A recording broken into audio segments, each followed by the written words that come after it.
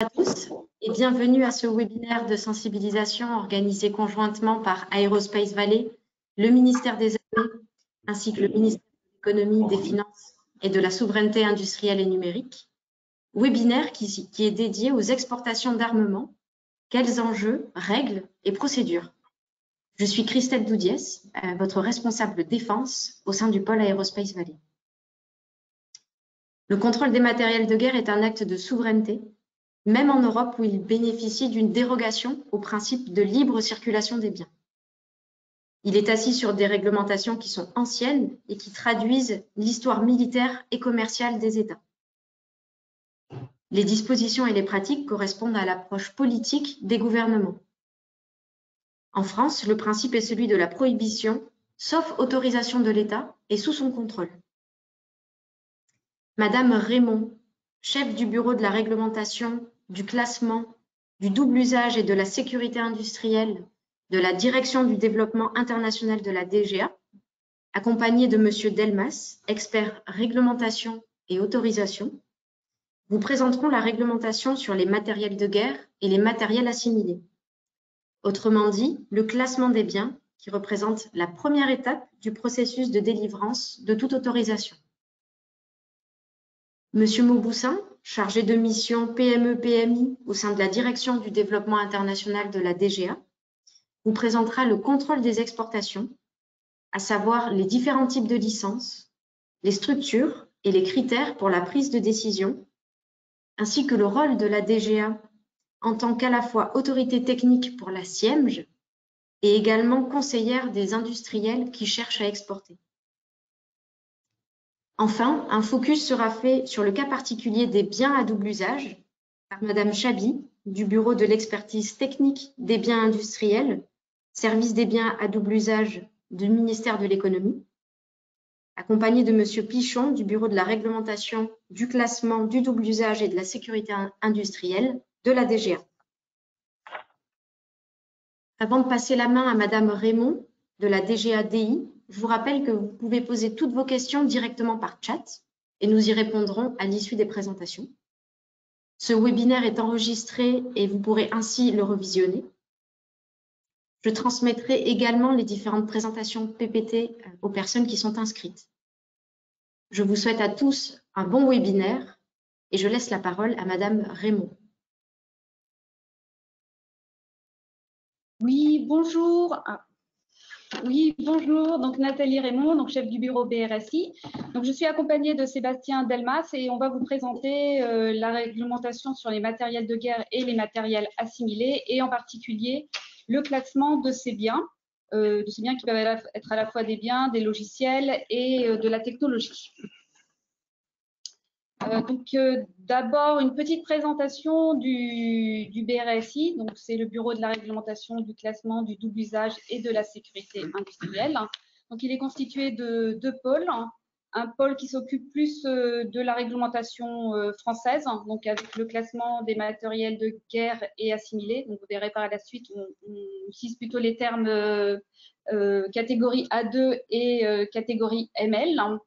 Ainsi que donc le pôle aussi s'occupe aussi de tout ce qui est autorisation de fabrication, de commerce et d'intermédiation. Et donc sur la partie territoire français, on intervient dans le processus industriel interministériel sur les autorisations d'importation et les autorisations de transit de matériel de guerre. Donc on donne en fait un avis MINARM. Après, il y a différentes autres activités que je vais passer qui concernent peu. Et donc le deuxième pôle qui fait partie du bureau s'occupe plutôt de tout ce qui est tourné vers l'international et en particulier en fait les biens à double usage qui suivent aussi un processus interministériel avec un avis MINARM dont la DGA qui est aussi donné par la DGA. On s'occupe aussi de tout ce qui est réglementation étrangère, en particulier la réglementation américaine, ITAR-ER. Et donc, il y aura quelques planches qui seront présentées par Monsieur Delmas pour vous parler un peu de la réglementation américaine. Et on intervient aussi dans les négociations des arrangements de Wassenaar qui établissent en fait les listes de contrôle pour les biens d'usage et pour les matériels de guerre et assimilés. Voilà, donc je laisse la parole à Sébastien Delmas. Merci Nathalie. Donc bonjour à tous. Je vais m'efforcer pour ma part de vous présenter les grands principes et les grandes lignes de la réglementation sur le matériel de guerre, ou plutôt des différentes réglementations qui s'appliquent sur les différentes activités relatives au matériel de guerre. Alors tout d'abord, le premier des principes, c'est celui de la prohibition des exportations d'armements et de leur fabrication et commerce. Et l'exception, c'est l'autorisation. Donc, toute opération qui touche à du matériel de guerre, généralement, est soumise à autorisation préalable et à un contrôle de l'État. La première étape pour aborder ces réglementations, c'est de classer le bien, c'est le classement.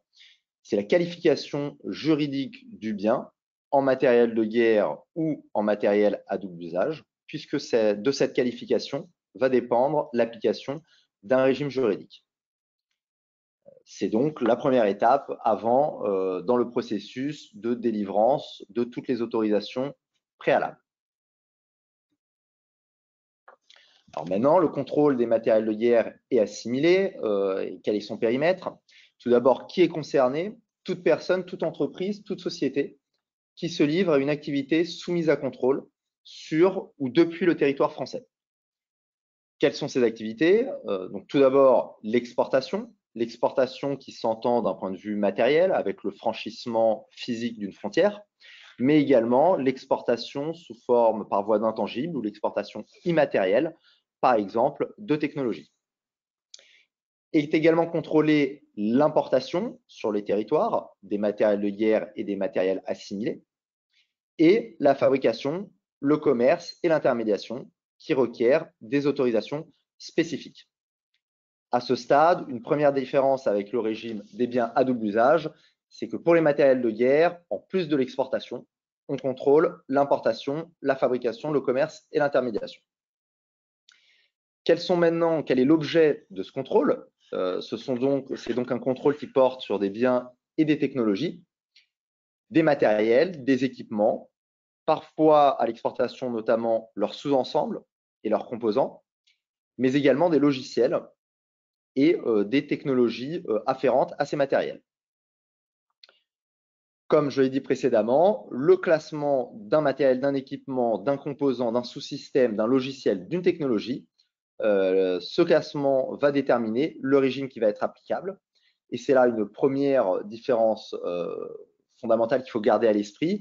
Il y a d'une part une réglementation matérielle de guerre, une réglementation bien à double usage, et l'application de l'une ou de l'autre dépendra du classement du produit considéré.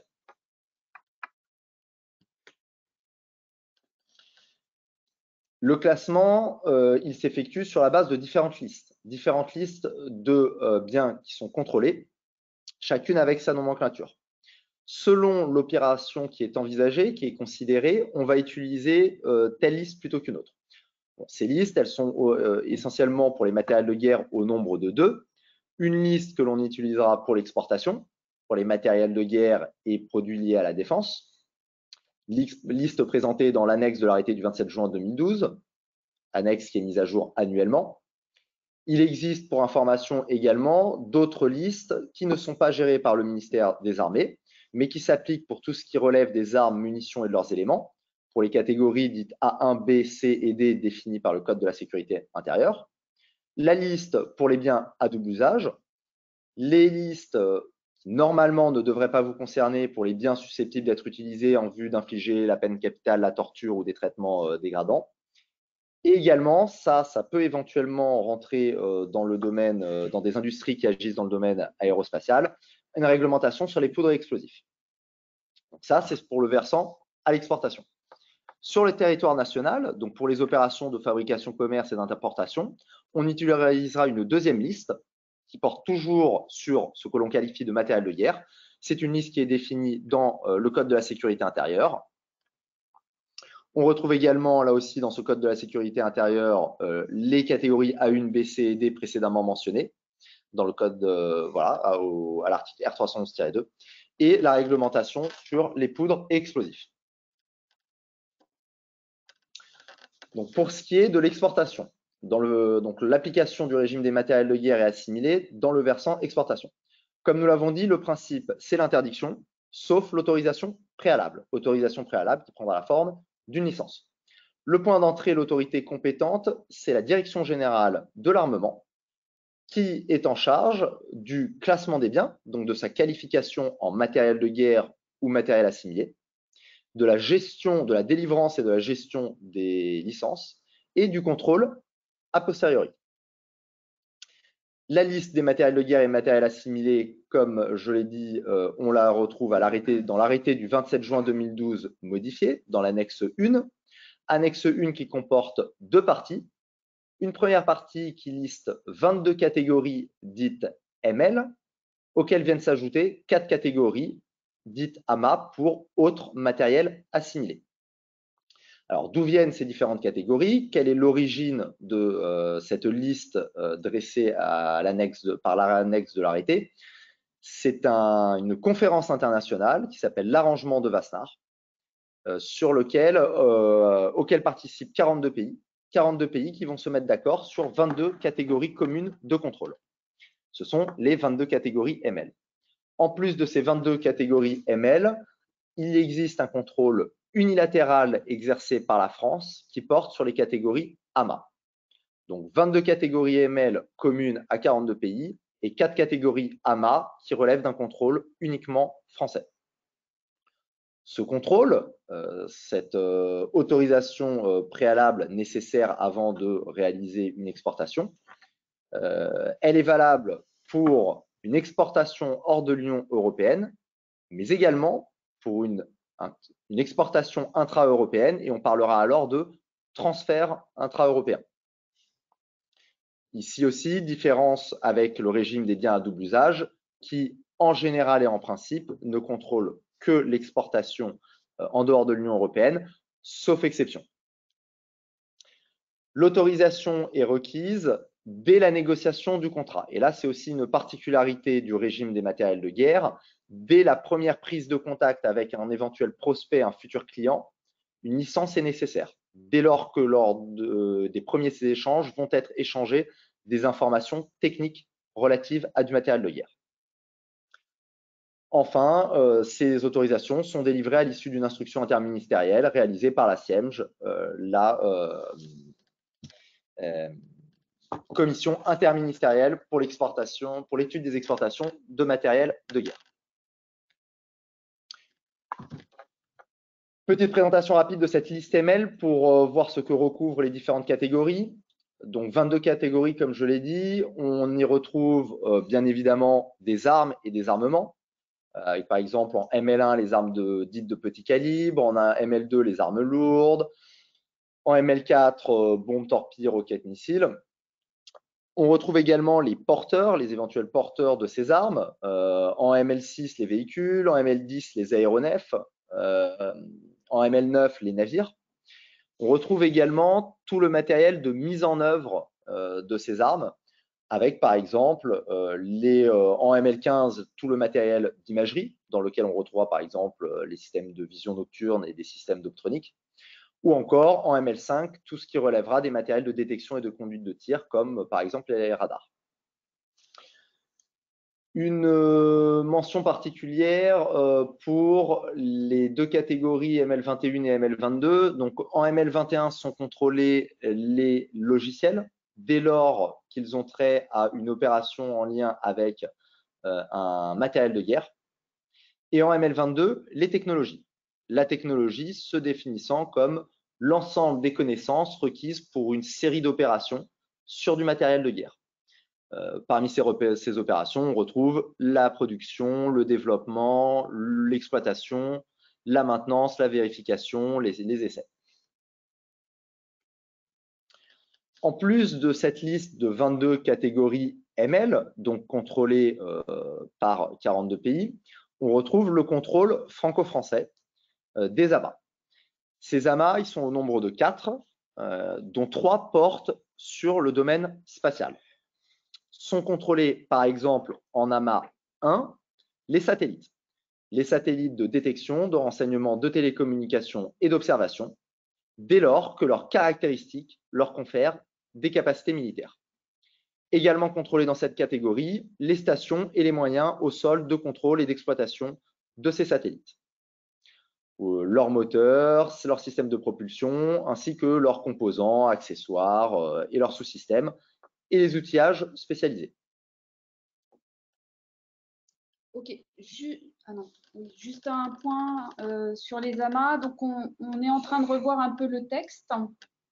Et donc, potentiellement, il pourrait y avoir une mise à jour et un élargissement des libellés. Et donc, on prendra beaucoup plus en compte tout ce qui est logiciel et tout ce qui est technique d'approche. Oui, technique d'approche et de rendez-vous en orbite. Donc voilà pour la première catégorie AMA qui a trait au spatial, l'AMA 1.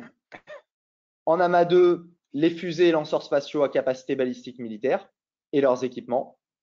Et en AMA 3, l'équivalent, le pendant de l'AML 22, mais pour les AMA. Donc toutes les technologies qui ont trait, qui sont relatives, qui portent sur les équipements et les produits contrôlés au titre des catégories AMA 1 et 2. Pour information, il existe un 4e AMA, l'AMA 4, pour les formations opérationnelles. Toujours sur le régime des matériels de guerre, mais cette fois-ci dans le versant contrôle sur le territoire, et donc pour les opérations de fabrication, commerce, intermédiation et pour l'importation. On retrouve toujours ce même principe d'un régime de prohibition et d'une autorisation préalable qui est requise avant de réaliser une de ces activités. Ces autorisations prendront non pas la forme de licence, mais elles auront deux formes. D'une part, l'AFCI, l'autorisation de fabrication, commerce et intermédiation, et d'autre part, l'AIMG, l'autorisation d'importation de matériel de guerre. Des points d'entrée des autorités compétentes qui sont cette fois-ci différentes, puisque la Direction générale de l'armement sera compétente pour la délivrance des AFCI, des autorisations de fabrication, commerce, intermédiation, alors que le point d'entrée est l'autorité compétente pour la délivrance des AIMG, même si la DGA intervient dans le processus, ce seront les douanes et le ministère de l'économie et des finances. Une liste de contrôle qui, elle, est différente de la liste que l'on vient de présenter des catégories dites ML et AMA, mais qui porte, elle aussi, le terme de matériel de guerre. C'est la liste des 19 catégories dites A2, catégories qui sont définies à l'article R311-2 du Code de la sécurité intérieure et qui contrôlent donc un certain nombre de matériels dès lors qu'il s'agit de fabriquer, commercer ou de réaliser des activités d'intermédiation ou d'importation sur le territoire français. C'est un contrôle qui est national, donc qui s'opère sur le territoire, et il a une logique différente. Autant le contrôle des biens et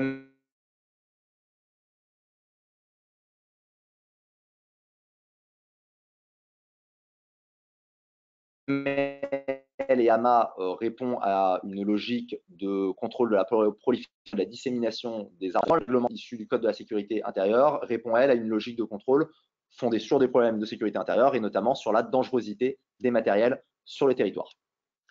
Autre différence entre ces deux régimes et ces deux listes, la liste ML contrôle à un niveau, un degré de granularité de contrôle qui est plus fin que la liste A2. En effet, au titre de la munition list des catégories ML, on contrôle à la fois les systèmes et leurs composants et la technologie.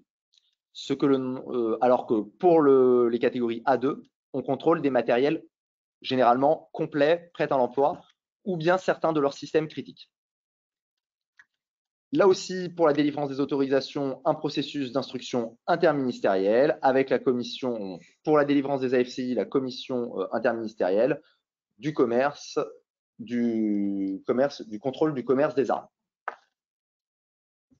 Donc à ce stade-là, bien retenir que lorsque l'on parle de matériel de guerre, il convient de distinguer d'une part le régime applicable à l'exportation, fondé sur l'arrêté du 27 juin 2012 sur les catégories ML et AMA, et d'autre part un régime pour les activités de fabrication, commerce, intermédiation ou d'importation qui, elle, repose sur une liste issue du Code de la sécurité intérieure et définie à l'article R311-2. Comme pour la liste ML, une brève présentation de la liste A2, des différentes catégories A2. Donc, il y a quand même une certaine similitude entre les deux. Merci. Et avec, comme je l'ai dit, la différence se situera au niveau, au degré de contrôle. On retrouve les armes, donc les armes à feu, par exemple, en A2.1. On retrouve les canons, les obusiers en A2.4, les bombes torpilles-missiles en A2.6. On retrouve les trois porteurs, 8, 9, 10, véhicules, aéronefs et navires. Mais on retrouve également certains matériels, comme je l'ai dit, de mise en œuvre de ces armements ou qui ont un usage militaire. Donc le matériel de transmission et de communication en A2.12, de la crypto en A2.13, du matériel de brouillage en A2.16 ou encore du matériel NRBC en A2.17. Chose qui n'apparaît pas sur cette planche car cela relève d'une récente mise à jour. Il existe une nouvelle catégorie A2.19 qui concerne, elle, la lutte anti-drone et qui vise l'ensemble des armes destinées à la lutte anti-drone. Les autorités compétentes pour réaliser, comme je l'ai dit en début de présentation, l'activité, l'opération préalable pour déterminer le régime qui est applicable, donc le classement. Donc ce classement, il relève de l'exportateur. C'est à l'exportateur de définir le classement de son bien en se référant aux différentes listes de matériel de guerre qui ont été citées, mais également en se référant au règlement des biens à double usage. En cas de doute, il peut s'adresser aux autorités de classement, qui sont, pour les matériels de guerre ML et A2, le ministère des Armées, avec la Direction générale de l'armement et au sein de la Direction du développement international, notre bureau, le bureau de la réglementation et de la sécurité industrielle. Pour les biens à double usage, le ministère de l'économie et le service des biens à double usage au sein de la Direction générale des entreprises. Et pour les catégories A1, B, C et D, essentiellement des armes à feu, c'est le ministère de l'Intérieur avec le SCAE, le service central des armes et des explosifs. Pour réaliser ces demandes officielles de classement, des adresses fonctionnelles pour la DGADI, le SCAE et le SBDU que vous trouvez à la fin de cette planche. Les présentations vous seront communiquées à l'issue de ce webinaire. Un petit mot maintenant sur la réglementation, les réglementations américaines. Ces réglementations, on trouve que c'est important quand même au moins de mentionner leur existence et de les présenter parce que dès lors que vous allez vous approvisionner et acheter des produits américains, si ces derniers relèvent de ces réglementations, de nombreuses contraintes vont s'appliquer tout au long du suivi du cycle de vie du produit américain. Rapidement, comme chez nous, aux États-Unis, deux réglementations, une réglementation double usage, une réglementation matériel de guerre qui sont fondées sur des lois fédérales, l'Export Administration Act pour les biens à double usage et l'Arms Export Control Act pour les matériels de guerre. Leur déclinaison réglementaire, c'est les règles EAR pour le double usage, Export Administration Regulations, et ITAR, International Traffic in Arms Regulations, pour le matériel de guerre. Comme pour chez nous, deux listes de contrôle différentes. La liste de contrôle double usage, la Commerce Control List, CCL, et l'USML, à ne pas confondre avec la ML, qui est la liste de contrôle européenne, l'USML, qui est la liste de contrôle des matériels de guerre soumis à ITAR. Également, similitude avec ce qui se pratique chez nous, deux autorités différentes. Le double usage est géré par le département du commerce et son BIS, le Bureau of Industry and Security, alors que les matériels de guerre sont gérés par le département d'État et le DDTC, le Directorate of Defense Trade Control. Ce contrôle des exportations américaines, sa principale caractéristique, c'est sa portée extraterritoriale. Alors, qu'est-ce qu'on entend par une portée extraterritoriale? C'est-à-dire qu'à partir du moment où vous intégrez et achetez un bien américain, ces derniers ont le droit d'exiger un suivi de leurs produits, encore une fois, tout au long de son cycle de vie. chaque étape doit être suivie et tracée par les autorités américaines. Et en plus de ça, celles-ci sont fondées à demander à réaliser des audits chez les industriels qui sont entrés en possession de matériel ITAR, qui manipulent du matériel ITAR ou EAR. Donc, qui est concerné? Toute personne qui va exporter, réexporter, qui va changer l'utilisation finale prévue pour un produit d'origine américaine contrôlé via ITAR ou EAR. Quels sont ces biens et ces technologies contrôlées? Donc, tous les biens issus des listes CCL ou SML, donc les biens ITAR et EAR, ce sont généralement des biens qui sont conçus ou fabriqués aux USA, qui sont fabriqués à l'étranger, mais qui intègrent un produit ou un composant américain contrôlé. Et là, attention, l'intégration d'un composant américain dans un système intégrateur, dans un ensemble supérieur, soumet l'ensemble du système à contrôle via ce composant. Des biens, des produits fabriqués à l'étranger grâce à de la technologie américaine, fabriqués à l'étranger via de l'assistance technique qui peut prendre la forme de machines ou de mise à disposition de personnel américain, qui indirectement vont donc transmettre de la technologie américaine soumise à contrôle, ou après transit par le territoire américain. Un produit contrôlé qui transite par un produit matériel de guerre qui transite par le territoire américain et qui est contrôlé par une de leurs listes, se voit appliquer leur réglementation. Deux principes, enfin un principe et son corollaire essentiel pour la réglementation ITAR. Donc la contamination, cette contamination, elle peut s'entendre sous deux acceptions. La première, c'est la contamination par l'intégration d'un composant. Donc l'intégration d'un composant soumet in fine l'ensemble du produit intégrateur à un contrôle américain, sauf bien évidemment si l'on retire le composant, mais généralement le système intégrateur marche beaucoup moins bien. Et l'application de la see-through rule, qui indique que effectivement, lors de l'exportation cette intégration en fait d'un composant ne permet pas d'inhiber l'application des règles américaines. Dès lors que l'on exporte un composant, qu'il soit intégré ou non, il faut demander l'autorisation aux autorités américaines pour le retransférer. Et la deuxième acception de la notion de contamination, c'est l'intégration d'une technologie américaine pour le développement d'un système. Cela revient à rendre l'ensemble du système développé sur la base de ces technologies américaines soumise à ITAR.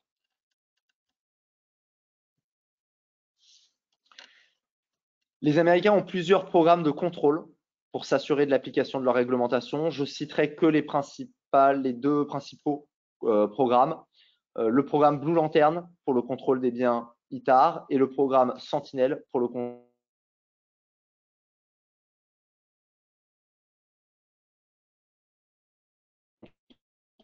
des biens OER. Il faut garder à l'esprit qu'il existe d'autres types de contrôles selon les modes d'acquisition des deux principaux que vous pourriez être amené à rencontrer. Ce contrôle, il s'exerce avant et après la délivrance des licences via des contrôles sur pièces, via des audits. Et une attention particulière à apporter à la compliance et la conformité à ces réglementations, puisque les sanctions peuvent être très élevées. Des sanctions administratives, refus, suspension, annulation de licence, mais également l'inscription sur des blacklists de personnes morales ou de personnes physiques, donc inscription des dirigeants ou des actionnaires d'une société en infraction sur des blacklists, des sanctions financières avec des amendes qui peuvent atteindre des montants très élevés, et également des poursuites pénales par le système américain. Donc voilà pour conclure cette présentation sur les grandes lignes et les grands principes, sans trop rentrer dans le détail, de la réglementation sur des différentes réglementations sur les matériels de guerre et les matériels assimilés. Vous trouverez sur cette planche, encore une fois, les présentations vous seront communiquées par Aerospace Valley. Vous trouverez les différents contacts et liens utiles. Le site XARM, qui va bientôt changer de nom, mais normalement, si vous googlisez XARM, vous retomberez sur le site du ministère des Armées sur lequel il met à disposition un certain nombre de documents. Vous trouverez notamment sur ce site un document d'aide au classement ML et d'aide au classement A2. La liste A2, le lien direct de Légifrance vers l'article du Code de la sécurité intérieure pour les catégories de matériel de guerre A2. La liste ML, le lien vers l'arrêté du 27 juin 2012 modifié. La liste de contrôle se trouve à l'annexe 1, ainsi que les adresses fonctionnelles pour réaliser une demande de classement en cas de doute sur le fait que son bien, son produit soit soumis ou non à cette réglementation. L'adresse pour réaliser une demande pour une autorisation de fabrication, commerce et intermédiation. Et enfin, l'adresse pour toutes les questions, alors relatives à l'ITAR essentiellement, mais également pour la signature de certificats étrangers qui ne seraient pas qu'américains. C'est l'adresse fonctionnelle également qui doit être utilisée dès lors qu'un certificat d'utilisation finale ou de non-réexportation est demandé, est exigé par un pays étranger. Je laisse maintenant la parole à Yves Mauboussin pour sa présentation.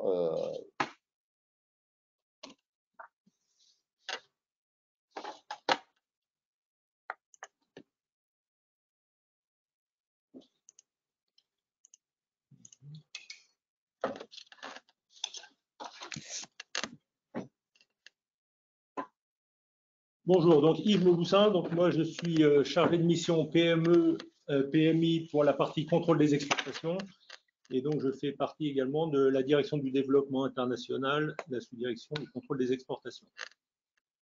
Donc dans ma présentation, au début j'ai quelques planches pour montrer à nouveau un peu la vision globale du contrôle des exportations d'armement. Et ensuite, à partir d'un grand schéma là, qui représentera les différentes catégories, je vais parler davantage de la partie exportation. Donc, sur les deux premières planches, on rebalaye les catégories, le Code de la sécurité intérieure, donc la réglementation nationale, avec les 4 catégories d'armes et munitions, donc A, B, C et D, où on trouve là, comme on a évoqué tout à l'heure, donc en particulier la catégorie A2 avec les matériels de guerre proprement dit.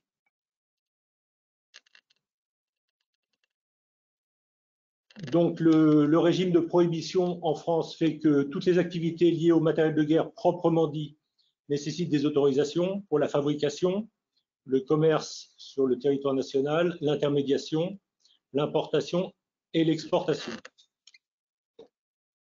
Ensuite, pour la partie exportation, donc il y a une famille supplémentaire, ce qu'on appelle les matériels assimilés, qui sont, eux, soumis uniquement à autorisation pour l'exportation. Et la dernière catégorie, ce sont les biens à double usage que nous avons évoqués et que nous retrouvons dans une présentation qui suit. Donc, on l'a évoqué également, le contrôle des matériels de guerre est un acte de souveraineté, ce qui veut dire que chaque pays s'organise de la façon dont il souhaite au final. Il est assis sur des réglementations anciennes et par contre, l'organisation du contrôle des exportations a beaucoup évolué et en particulier en France, donc il y a eu une très grosse réforme du contrôle des exportations d'armement entre 2009 et 2014.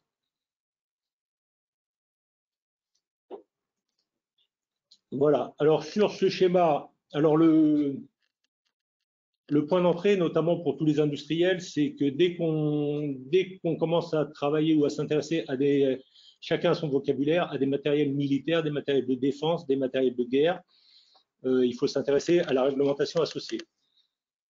Donc pour s'intéresser à ça, il faut utiliser effectivement les termes de la réglementation. Donc les matériels de guerre proprement dit, qui sont en rouge sur ce schéma et dont on a déjà pas mal parlé à l'instant, donc sont soumis à tout un tas d'opérations, d'autorisation, puisque ce sont les matériels les plus sensibles. Le cercle en bleu, les matériels assimilés sont soumis à autorisation pour l'exportation.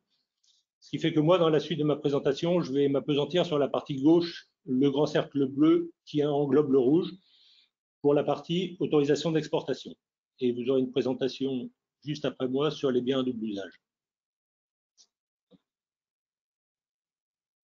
Voilà. Alors sur la partie exportation, pour la partie armement, tous les matériels de guerre et matériels assimilés sont soumis à licence pour leur exportation. Alors, on parle de licence de transfert quand c'est à destination d'un pays de l'Union européenne et de licence d'exportation quand c'est vers un pays hors de l'Union européenne. Donc, petit rappel, la DGADI est donc autorité de classement. Les matériels classés à l'exportation, donc ce sont tous les matériels conçus ou modifiés pour l'usage militaire. Et donc, toutes les catégories ML que nous avons balayées dans la présentation précédente, plus la partie 2 avec les amas.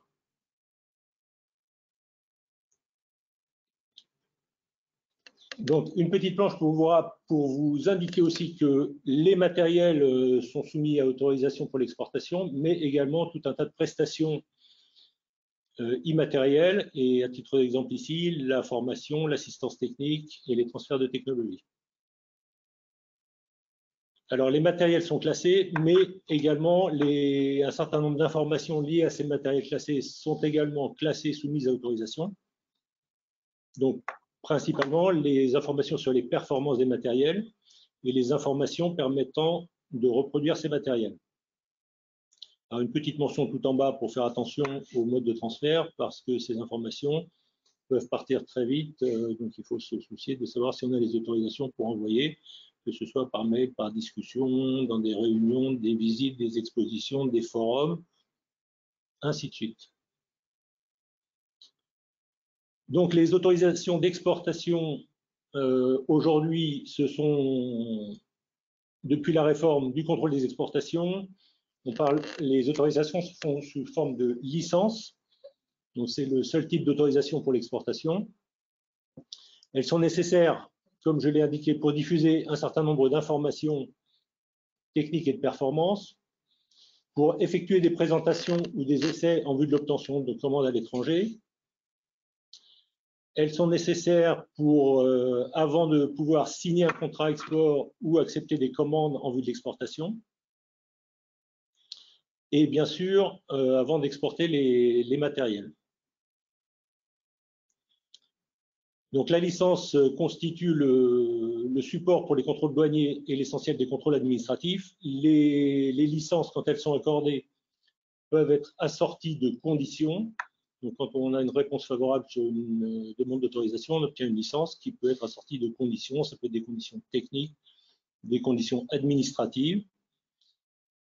Très souvent dans les licences, donc l'État français demande un engagement de non-réexportation ou d'utilisateur final, c'est-à-dire qu'on demande aux destinataires des matériels ou des prestations de s'engager, selon différentes versions, à conserver les matériels pour lui et à ne pas les céder, les prêter, les revendre sans autorisation du gouvernement français.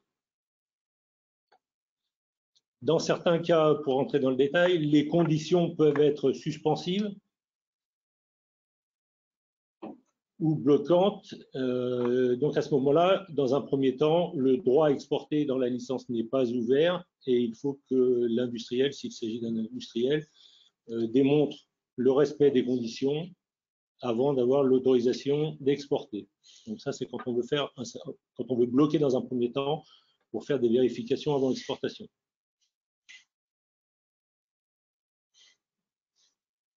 Donc, une planche sur la façon dont sont décidées les autorisations, sont accordées les autorisations. Donc, les autorisations, les licences sont décidées au niveau du Premier ministre par un organisme qui s'appelle le Secrétariat général pour la défense et la sécurité nationale, le SGDSN, qui prend la décision sur les demandes d'autorisation après avoir reçu les avis de 3 ministères qu'on dit donc à voix délibérative, les MVD, qui sont le ministère des Finances, d'un côté, en bas, le ministère de l'Europe et des Affaires étrangères, et à droite, le ministère des Armées. Donc là, on décompose à l'intérieur du ministère des Armées, il y a 3 services principaux qui donnent des avis sur les demandes de licence, la DGRI, la DGRIS tout en haut, la DGA et l'état-major des armées.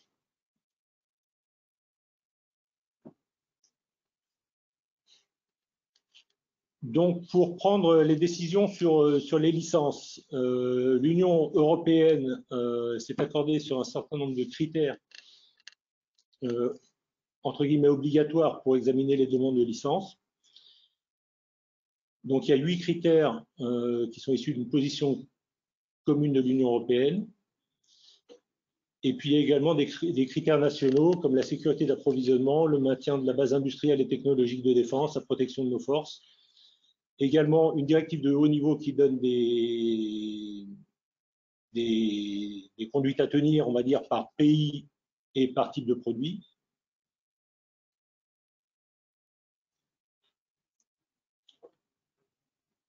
Donc, aujourd'hui, à l'issue de la réforme, il existe 3 types de licences. Donc, le premier type de licence, c'est ce qu'on appelle la licence individuelle. Donc, le point le plus important, c'est qu'elle est délivrée à une société, donc à un demandeur, pour répondre à une opération. Donc, c'est une opération au sens de la logique du demandeur. Donc, ça peut être par exemple une société qui vend par exemple des avions de combat, va faire une demande pour un certain nombre d'avions de combat, plus un certain nombre de prestations. Donc, ça, c'est une opération vue de l'industriel. Elle est accordée donc pour un ou plusieurs matériels, pour une ou plusieurs destinations. Elle est limitée en quantité et en montant. Donc, le demandeur demande des quantités et des montants. Et en principe, il est autorisé sur ces quantités qu'il ne doit pas dépasser, bien entendu. Alors, la licence est affectée d'une durée de validité de 3 ans et elle est prorogeable, c'est-à-dire le demandeur peut demander une prorogation de la licence de la même durée jusqu'à la fin de l'opération. Ensuite, il y a un autre type de licence qui s'appelle la licence globale. Donc, sa vocation, c'est de regrouper justement un certain nombre d'opérations différentes, vues toujours dans la logique de l'industriel. Donc, elle peut regrouper plusieurs matériels, plusieurs destinations. Contrairement à la licence individuelle, elle n'est pas limitée ni en quantité ni en montant. Donc, c'est une licence qui est plus ouverte d'une certaine façon et qui est donc réservée à des matériels moins sensibles. Elle est affectée d'une durée de 3 ans et renouvelée par tacite reconduction. Alors, juste en face de licence globale, vous voyez qu'il y a un préalable à la demande de licence globale. Quand on demande une première licence globale, il faut avoir fourni et fait valider ce qu'on appelle un dossier d'organisation, qui en gros a vocation à démontrer que la société est correctement organisée en matière de contrôle des exportations. Et le dernier type de licence, donc c'est ce qu'on appelle la licence générale. Donc la licence générale, c'est très différent. C'est issu de la réforme de 2009-2010 avec la directive sur les transferts intracommunautaires qui avait pour vocation de simplifier les échanges au sein de l'Union européenne. Donc chaque pays de l'Union européenne avait obligation de publier ce type de licence générale. Donc contrairement aux 2 précédentes, elles ne répondent pas à la demande d'un industriel ou d'un demandeur. Elles sont publiées par arrêté et donc ce sont des documents qui existent, des arrêtés, et tous les exportateurs peuvent les utiliser à condition, avant leur première utilisation, de faire une déclaration d'utilisation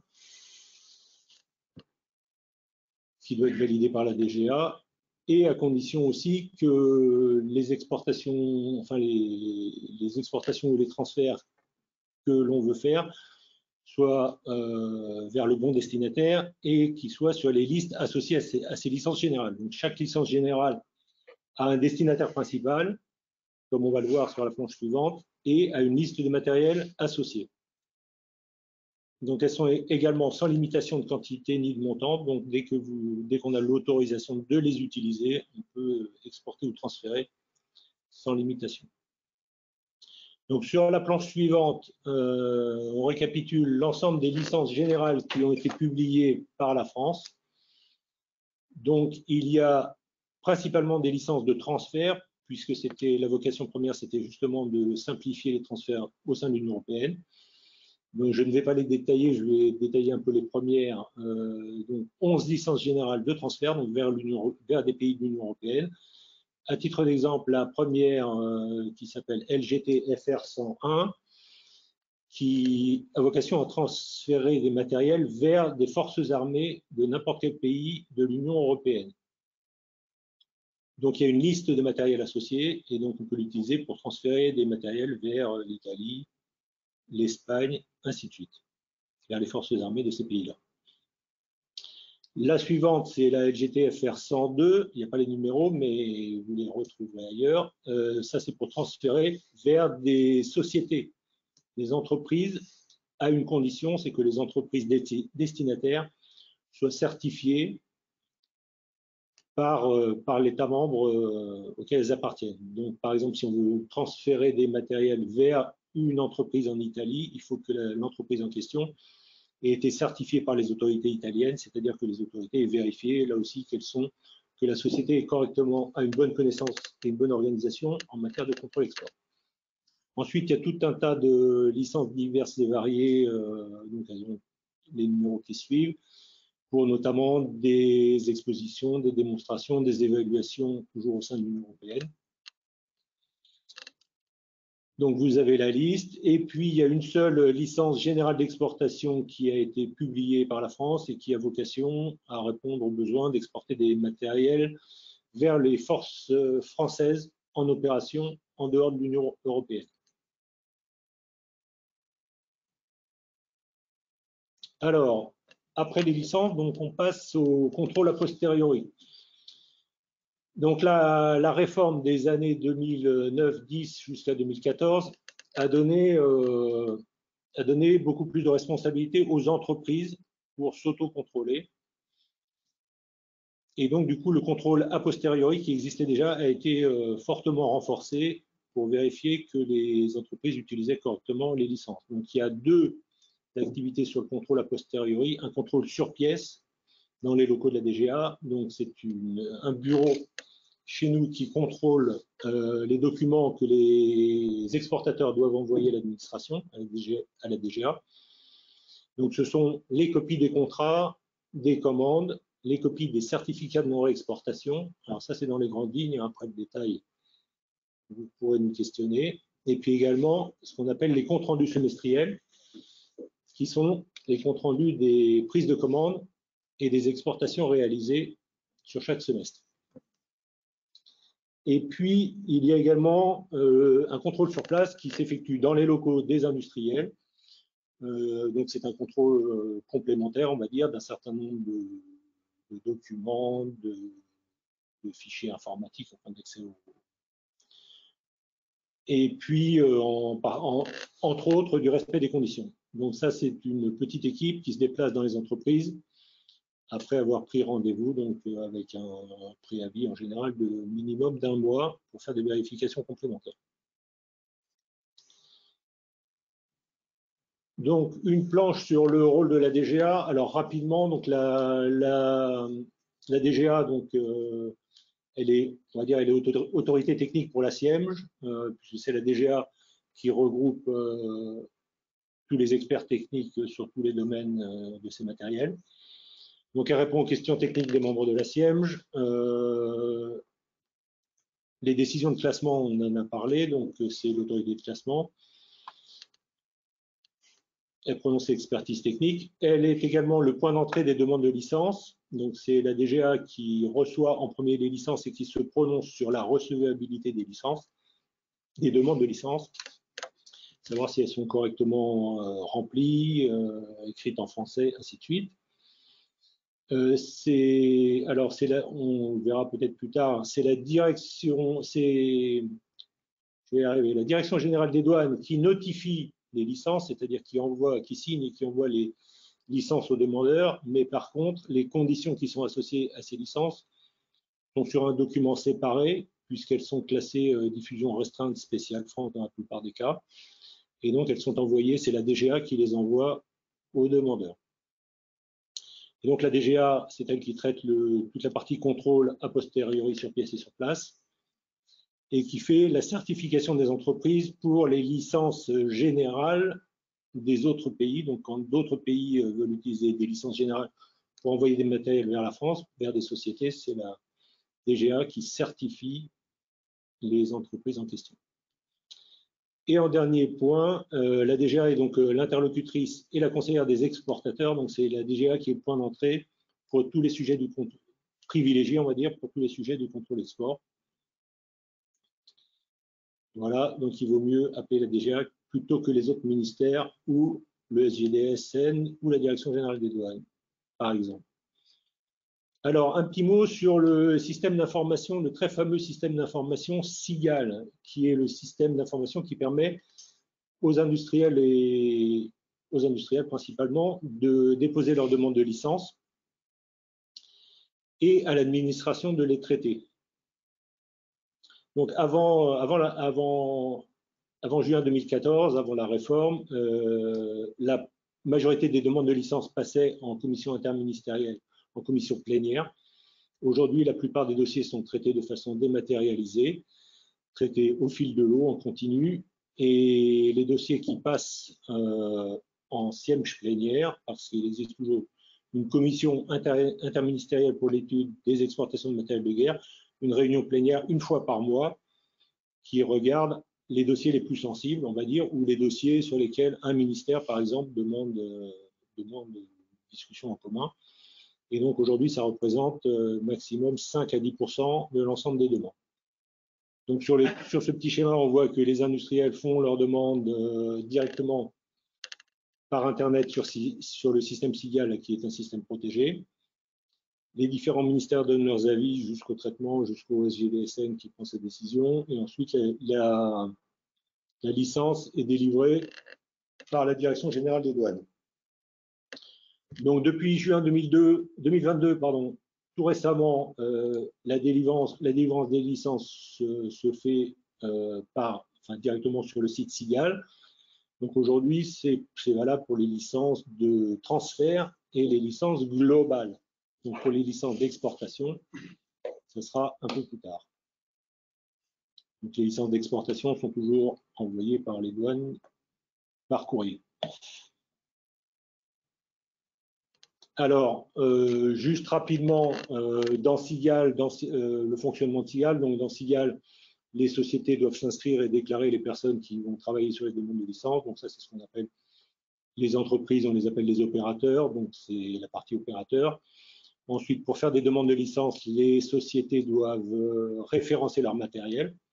Donc il y a une fonction là, liée à la création des matériels. Ensuite, il y a un bloc sur toute la gestion des licences qui permet de faire donc des demandes de licence. Donc aujourd'hui, il y a beaucoup plus de souplesse grâce à SIGAL qu'autrefois. Donc on peut faire des demandes de licence, on peut les modifier juste après les avoir faites. Une fois qu'elles sont notifiées, qu'elles sont délivrées, on peut encore revenir les modifier dans certaines conditions. Et on peut venir également les proroger, c'est-à-dire rajouter de la durée à la licence. Le système SIGAL permet également de faire les primo-déclarations pour l'utilisation des licences générales. Et puis donc dans SIGAL, les opérateurs du coup ont accès à un tableau de bord qui leur donne une certaine visibilité sur leurs demandes et notamment qui leur permet de voir quand leurs demandes dès le départ ne sont pas tout à fait correctes, elles sont mises en non recevables et donc il faut qu'ils les reprennent, qu'ils les modifient et qu'ils les remettent dans le flux. Alors de façon, j'ai encore du temps ou... Oui, 5 minutes. 5 minutes. Alors en 5 minutes, je vais vous dire ce que je fais pour les PME, puisque je suis chargé de mission PME, donc je suis censé ne travailler que pour elles. Donc moi, j'ai un rôle d'information générale sur la réglementation, les procédures, l'organisation du contrôle, orienté aussi des sociétés, parce qu'il y a, comme on l'a vu rapidement, on le devine, il y a beaucoup d'intervenants au sein de la DGA, des différents ministères, le SGDSN, la Direction générale des douanes. Au sein de la DGA, il y a beaucoup d'intervenants sur les différents sujets, les différents domaines. Vous aidez les industriels et principalement les petits dans toutes les démarches sur le classement des matériels, les demandes de licence, l'utilisation des licences diverses et variées, et dans le suivi des délais, car souvent les demandeurs de licence sont souvent très pressés, et donc on essaye d'accélérer leurs demandes autant que c'est possible. Voilà, et puis là c'est une mention... c'est-à-dire que c'est pour vous faire rire. Et je fais un petit compte-rendu de mes activités pour notre direction pour donner l'ambiance de ce que je vois. Alors, je fais ça sous forme de rendez-vous. Alors, avec le Covid, c'est un peu changé. Et puis, selon l'époque, maintenant, les industriels sont de plus en plus aguerris, donc ils viennent un tout petit peu moins me voir. On fait plus par téléphone et par mail. Donc, voilà, on fait des réunions un peu au cas par cas pour répondre aux demandes des différents industriels. On fait le point sur les dossiers en cours, le suivi des demandes. Alors, moi, je fais beaucoup de suivi sur les demandes de licence et les urgences. Et puis, je participe également à un certain nombre de réunions, plus généralement avec toute l'industrie et d'échanges avec l'industrie. Donc, dans l'ordre, nous faisons un séminaire annuel qui est plus tout à fait tous les ans, mais sur le contrôle des exportations. Dans le cadre de ce séminaire, en 2010, il a été mis en place un comité de concertation qui permet à l'administration et aux représentants de l'industrie de se voir 2 fois par an et de faire le point sur tout un tas de sujets liés au contrôle des exportations, et avec 4 groupes de travail actifs qui travaillent sur un certain nombre de sujets, et notamment de simplification des procédures en lien avec tous les industriels. Sur les autres points importants, donc il y a en matière de formation, il y a entre guillemets une petite formation pour les sociétés nouvelles entrantes dans Cigale, c'est-à-dire ceux qui n'ont jamais utilisé Cigale. Il y a une formation dédiée sur la réglementation et l'utilisation de Cigale. Et puis depuis 2021, on a mis en place des formations Cigale, on va dire un peu plus larges que Cigale, mais principalement sur l'utilisation de Cigale, comment on fait des demandes de licence, tout ce que j'ai décrit trop rapidement. Donc il y a des formations sur à peu près l'équivalent de 2 journées complètes, mais qui sont faites en morceaux, et qui sont faites maintenant, par des représentants des entreprises via les groupements professionnels. Donc c'est le GIFAS qui est le point d'entrée pour s'inscrire à ces formations. Tout le monde peut s'inscrire, même quand on n'est pas inscrit à un groupement professionnel. Alors ensuite, dans les informations générales, sur le site XARM, il y a une rubrique qui s'appelle Exporter, dans laquelle on retrouve toutes les informations sur le contrôle des exportations. Tout ce qu'on vous a dit aujourd'hui et beaucoup plus largement. Et puis, dans les lectures, vous pouvez lire aussi dans le rapport au Parlement sur les exportations d'armement qui sort tous les ans. Il y a une partie fort bien rédigée sur le processus français de contrôle des exportations de matériel de guerre. Dernière planche, quelques points de contact. Donc, il ne faut pas hésiter à nous appeler pour toutes les questions que vous avez. Alors, sur les points de contact, on ne met pas tout le monde, mais sur les sujets importants qu'on a déjà évoqués, le classement des matériels et la réglementation, donc l'ENA au bureau BRSI. Sur la rédaction des demandes de licence, souvent on se demande qu'est-ce qu'il faut mettre dans quelle case, ainsi de suite, quel montant, pourquoi, valeur pour douane, ainsi de suite. Donc c'est Christian Le Goff qui est l'adjoint du chef du bureau des licences. Et puis pour toutes les autres questions, c'est moi, chargé de mission, Yves Boussin. Et pour ma part, j'en ai terminé. Je suppose que vous aurez des petites questions à nous envoyer pour la dernière partie du webinaire.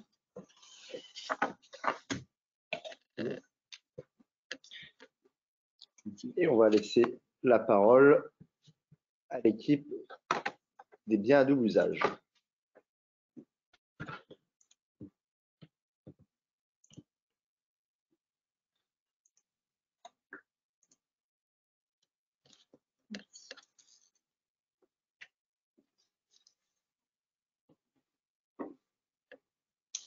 Donc, bonjour à tous, c'est Archabi, chargée de mission aéronautique au sein du bureau de l'expertise technique du SBDU, donc les services des biens à double usage.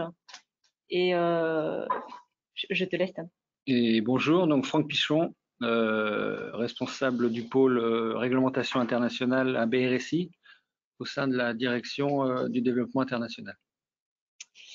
Alors, pour aujourd'hui, je vous propose une brève présentation pour mieux vous expliquer le rôle du service des biens à double usage et partager avec vous quelques bonnes pratiques en termes d'exportation de biens à double usage si vous êtes amené à exporter ce type de biens.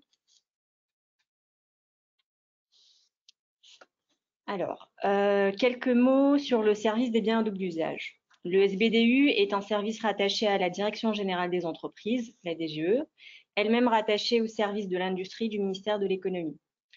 Nous sommes un service de compétences nationales qui travaille bien évidemment en étroite collaboration avec d'autres ministères pour contrôler les exportations de biens à double usage. Notre service, basé à Ivry-sur-Seine, est composé d'une dizaine de personnes qui viennent de différents ministères, principalement celui de l'économie, mais pas seulement. On retrouve également dans notre service des experts issus du monde de la défense et des affaires étrangères. Nous instruisons en moyenne 5000 dossiers par an et donc 5000 demandes d'exportation de biens à double usage. Qui sont répartis au sein du service entre différents instructeurs et experts techniques. Le dernier point concernant notre service est que nous sommes également sollicités dans le cadre des sanctions pays et on s'occupe des demandes de dérogation, par exemple. Alors, lorsqu'on parle de biens à double usage, on entend par ces termes les produits, c'est-à-dire des biens industriels, y compris les logiciels et les technologies susceptibles d'avoir une utilisation tant civile que militaire. Ils incluent tous les biens qui peuvent à la fois être utilisés à des fins non explosives et entrer de manière quelconque dans la fabrication d'armes de destruction massive, nucléaires, chimiques ou biologiques. Concernant les biens aéronautiques, on peut également évoquer à notre risque celui lié à la répression et au respect des droits de l'homme dans certains États. Enfin, je tiens à préciser que l'usage militaire d'un bien ne conditionne pas son classement en BDU, tout comme un usage civil n'exempte pas du classement en BDU.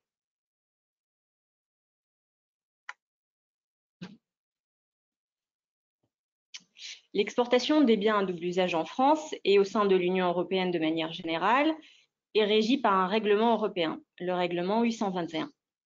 Et chaque pays de l'UE dispose d'un SBDU, donc un service des biens à double usage, chargé de contrôler les exportations des biens à double usage. Cette réglementation est commune aux pays de l'Union européenne, mais on la retrouve également à quelques exceptions près dans la plupart des pays industrialisés, comme aux États-Unis, au Japon et bien d'autres. Ce règlement 821 découle en réalité des 4 régimes de contrôle auxquels la France participe. L'arrangement de Wassenaar, comme l'a évoqué mon collègue Sébastien précédemment, qui est un régime de contrôle des exportations d'armes conventionnelles et de matériel de guerre, ainsi que de biens et technologies à double usage, créé en 1996 et qui comprend aujourd'hui 42 États participants et dont le but est de coordonner le contrôle de ces exportations et d'échanger des informations sur ces exportations. On a également le NSG, donc le Nuclear Suppliers Group, qui lui est dédié au contrôle des exportations de biens et technologies nucléaires. Le régime compte 45 États membres. On a également le groupe Australie, qui a été créé en 1985 suite à la guerre Iran-Irak, et dont le but est de contrôler les exportations de produits pouvant contribuer au développement d'armes chimiques. Et enfin, le 4e régime, donc le MTCR, qui est le régime de contrôle de la technologie des missiles, qui a été créé en 1987 et qui vise à limiter la prolifération des armes de destruction massive en contrôlant les transferts des missiles pouvant servir de vecteurs pour ces armes. La réglementation, donc des biens à double usage, peut évoluer suite à certaines décisions adoptées lors de ces régimes de contrôle et suite à des décisions prises, par exemple, dans le cadre des sanctions, comme aujourd'hui, comme c'est le cas aujourd'hui, malheureusement.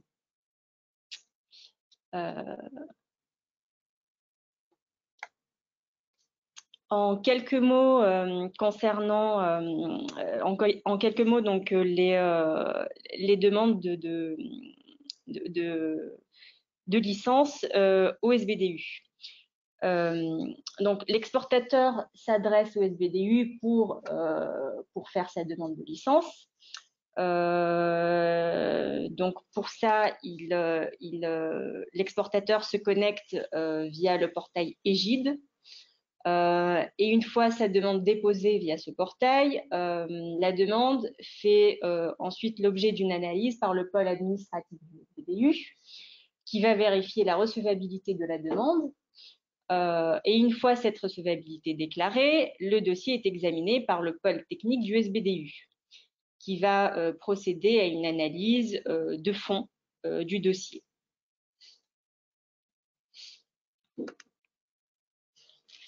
Donc, en parallèle, les autres ministères instruisent également ces demandes. Donc, c'est là que je me permets d'intervenir, donc Franck Pichon. Hein. Donc, comme on vous l'a rappelé, les instructions se font en interministériel. Donc, moi, je vais vous détailler un peu plus en profondeur l'instruction par le MINARM. Donc, comme Sarah l'a dit, les licences sont déposées toutes les semaines via le portail Égide. Après l'instruction qui relève du SBDU, les dossiers sont diffusés en interministériel. Donc, 5000 licences par an, ça fait à peu près 80 licences par semaine. Donc, on reçoit ce lot de 80 licences via une messagerie interministérielle. Ensuite, charge à la DGA de la distribuer au sein de sa sous-direction technique afin que les experts puissent se prononcer sur les technologies ou les biens exportés. Donc, l'avis de la direction technique sera plus un avis technique sur la sensibilité du bien, sur l'intérêt et sur l'autorisation que eux pourraient donner en fonction de cette même sensibilité vers tel pays destinataire. Ça, c'est un premier avis qui va être capitalisé par la DGA. Le second viendra donc de l'état-major des armées, où effectivement, au sein de l'EMA, se trouvent des experts techniques également, qui, eux, vont regarder un peu plus le côté opérationnel du bien exporté, notamment évaluer sa dangerosité si potentiellement il était amené à se retrouver sur des théâtres d'opération vis-à-vis de nos forces en présence. Donc on aura donc deux avis consolidés, un avis technique et un avis opérationnel.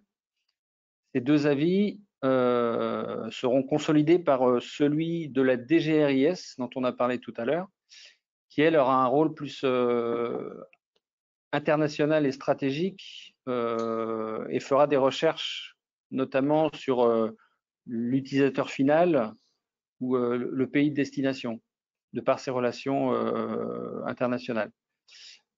Une fois que les trois avis sont rendus, deux possibilités. Contrairement au matériel de guerre, le régime des BDU n'est pas un régime de prohibition. Je m'explique, c'est que si sur ces 80 licences déposées, on n'observe aucun appel, aucune réserve, la licence est acceptée. En revanche, si une des administrations, dont le MINARM, fait remonter une demande de complément d'information, une réserve sur l'utilisateur final ou sur le bien exporté, l'ensemble de ces appels constitue une partie de l'ordre du jour de la CIBDU qui va vous être présentée par Sahar, la commission interministérielle des biens double usage. Et c'est là que rentre le processus d'instruction en interministériel tous les mois.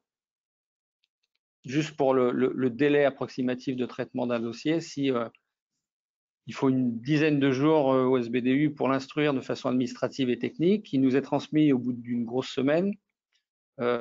Vu que les lots tombent chaque semaine, on a une semaine pour instruire les dossiers qui nous sont transmis. Sans appel de l'administration, ils retournent donc de fait au SBDU sans avoir été appelés et sont notifiés. Donc on arrive à la troisième semaine vers l'exportateur. Donc si au terme des 3 premières semaines, après avoir déposé sa licence sous égide, l'exportateur n'a pas de nouvelles, c'est qu'on part dans un processus d'instruction un peu plus détaillé. Et là, je relaisse la main à Sarah. Merci Franck. Donc oui, comme vient de l'évoquer mon collègue Franck Pichon, le délai moyen d'instruction d'une licence est d'une 30aine de jours. Et un dossier en instruction approfondie peut être ajourné à plusieurs reprises en commission interministérielle si nous n'avons pas toutes les informations attendues. Il est donc important d'anticiper les demandes d'autorisation de biens à double usage. Alors, donc, très rapidement, en pratique, pour savoir si un bien est classé double usage ou non, il faut regarder l'annexe du règlement, l'annexe 1 du règlement 821. Pour les biens aéronautiques, il faut également regarder l'arrêté du 31 juillet 2014 sur les hélicoptères et ne pas également hésiter à utiliser la table de corrélation douane et double usage.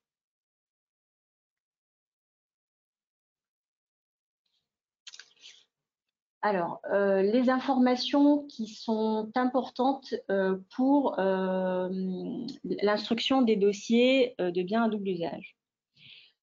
La première information qui est extrêmement importante pour le SBDU concerne l'utilisateur final. Il est important de bien connaître vos clients et donc d'être capable de nous communiquer leur identité, leurs coordonnées, leur localisation géographique exacte. Ce sont des paramètres clés pour la crédibilité de la demande. Et outre la fiabilité de l'utilisateur final et de la chaîne logistique, l'instruction de la demande d'autorisation repose bien évidemment aussi sur la crédibilité du projet de l'utilisateur final. On entend par crédibilité du projet l'adéquation entre les activités habituelles de l'utilisateur final et le projet qu'il décrit, la nature du bien et son rôle concret dans le process, et le besoin réel et la quantité qu'il commande. Évidemment, pour être en mesure d'évaluer ces aspects, il est nécessaire de se renseigner, par exemple, en source ouverte, d'échanger avec vos clients et d'avoir une écoute active pour pouvoir identifier tout élément d'alerte. Évidemment, au SBDU, on est conscient que c'est un travail qui nécessite parfois de réunir plusieurs fonctions et compétences au sein de l'entreprise. Cela nécessite parfois, par exemple, une collaboration étroite entre la direction commerciale, l'ADV et la direction technique. Si je peux me permettre donc juste d'intervenir sur la constitution du dossier. Effectivement, cela peut prendre du temps à constituer, mais gardez à l'esprit que plus il est complet, plus il est exhaustif, moins vous risquez d'avoir des questions en retour de la part des administrations qui vous feront perdre du temps in fine. Et une fois qu'on est parti dans le cycle d'instruction interministérielle, ça peut prendre beaucoup de temps. Donc, effectivement, ça peut prendre quelques jours supplémentaires pour vous, mais sachez qu'à la fin, vous y serez gagnant.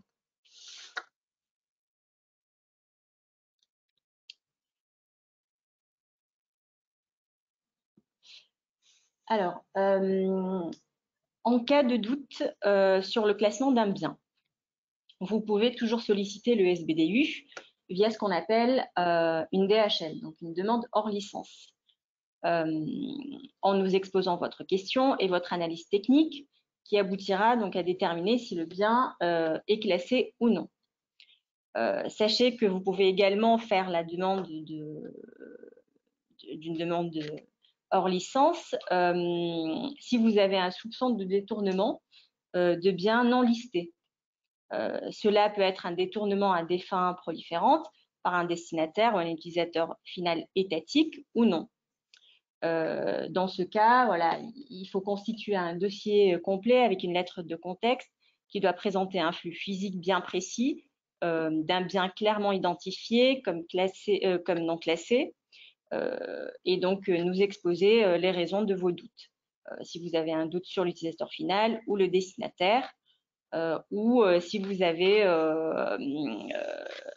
une interprétation délicate d'un embargo.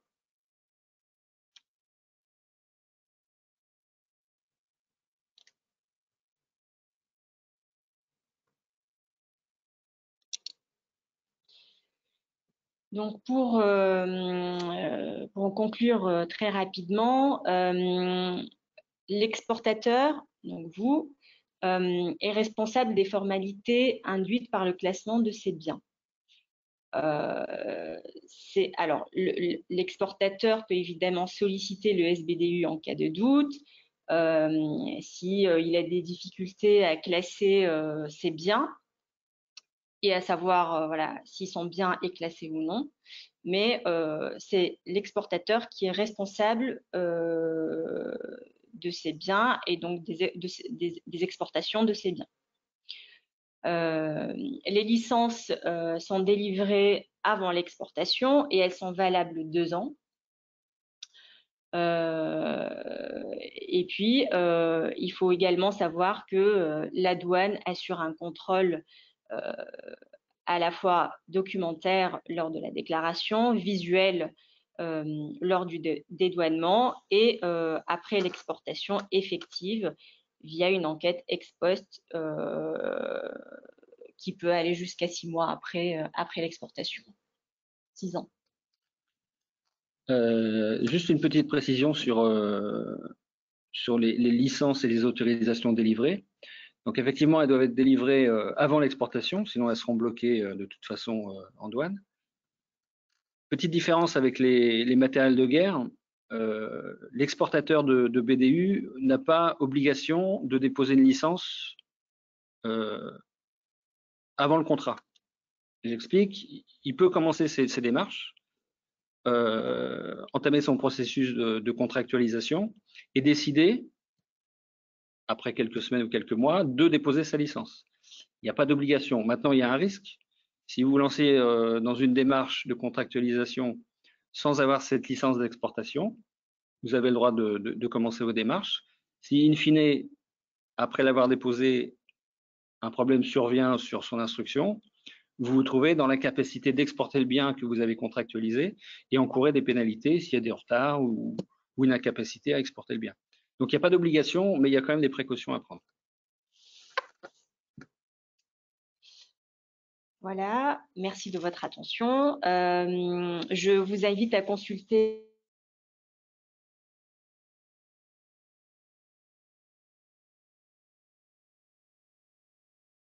le site web du SBDU qui vient d'être mis à jour. Merci. Et cela donc vient conclure notre présentation sur le régime de l'exportation et du contrôle plus général des biens classés matériels de guerre assimilés et des biens à double usage. Merci à tous. Merci Madame Raymond, merci à tous. Je vous souhaite une bonne fin de journée et à très bientôt pour un prochain webinaire. Bonne journée à tous. Merci, bonne fin de journée à tous.